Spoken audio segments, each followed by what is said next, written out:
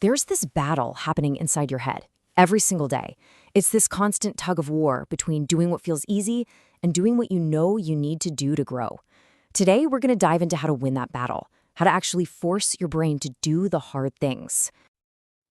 You know that feeling, right? You sit down, ready to do some really important work, and your brain just goes, hey, let's just check our phone for a minute. Or you've got this solid plan to hit the gym, and that little voice whispers, maybe tomorrow. This isn't you being lazy. This is literally how our brains are designed to work. And that brings us to the heart of the matter, this silent battle that's always going on. The wild thing is, your brain isn't actually designed to make you successful. Nope. It's designed to keep you safe. It's running on this ancient survival software that's thousands of years old. And here's where the conflict really shows up. On one side, you have your brain's goal, pure survival. It craves ease, safety, routine, anything predictable.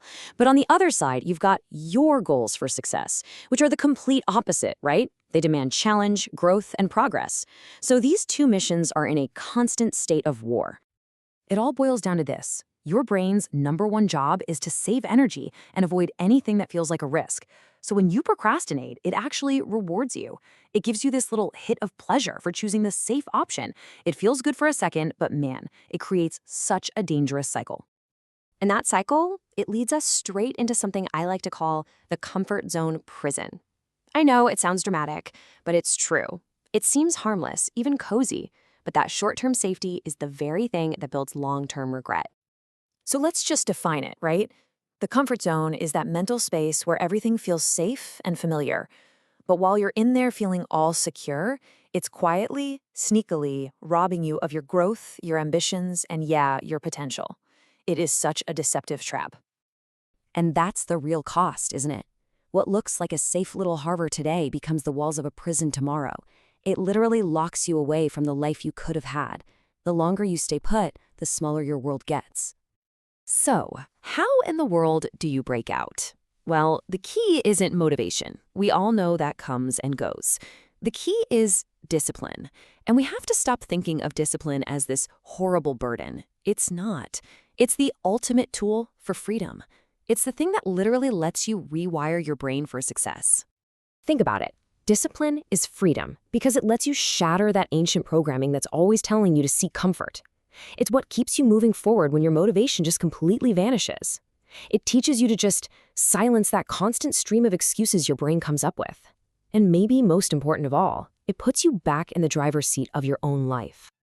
Now, this whole process of forcing your brain to do hard things isn't just a mental game. You are physically rewiring it.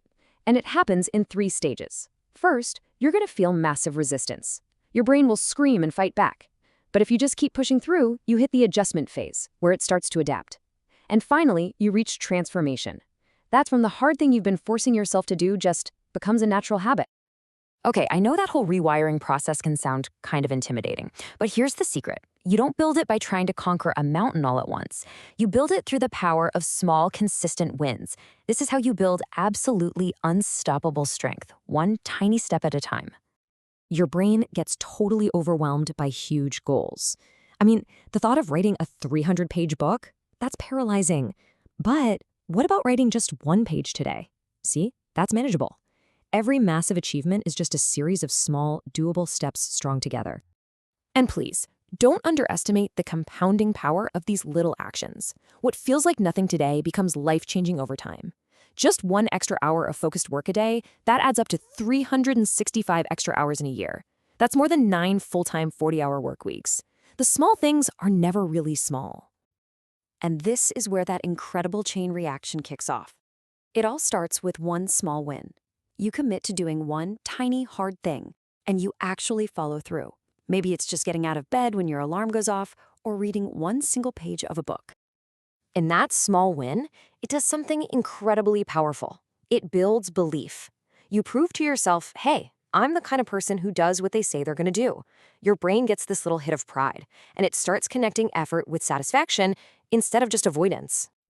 And that belief, that becomes the fuel for bigger and bigger actions. Every single victory, no matter how small, creates momentum.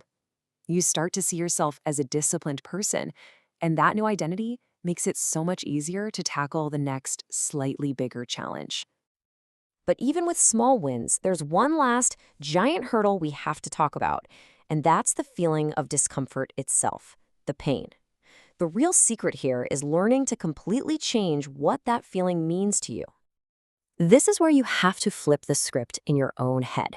The next time you feel that resistance, that voice saying, this is too hard, you have to understand that's not a stop sign. It's a signal. It's a signal that you are right on the edge of your current abilities. It's a sign that you're growing. Look, at the end of the day, we all face a choice between two kinds of pain. You can choose the pain of discipline, or you can choose the pain of regret. The pain of discipline is temporary. It hurts for a moment, an hour, a season, but it leads to strength and freedom. The pain of regret, though, from all the things you didn't do, that's permanent. That creates a prison of what-ifs. And this right here is the ultimate takeaway. That struggle, that effort, that discomfort you're feeling right now, it's not being wasted. It's being converted into the strength, the resilience, and the confidence you're going to rely on to face whatever comes tomorrow. So I'll just leave you with this question. Your future self, the person you want to be in 5, 10 years, they're watching you. Right now, they're hoping you'll choose the temporary sting of discipline over the permanent ache of regret. So, what hard thing are you going to do today to make them proud?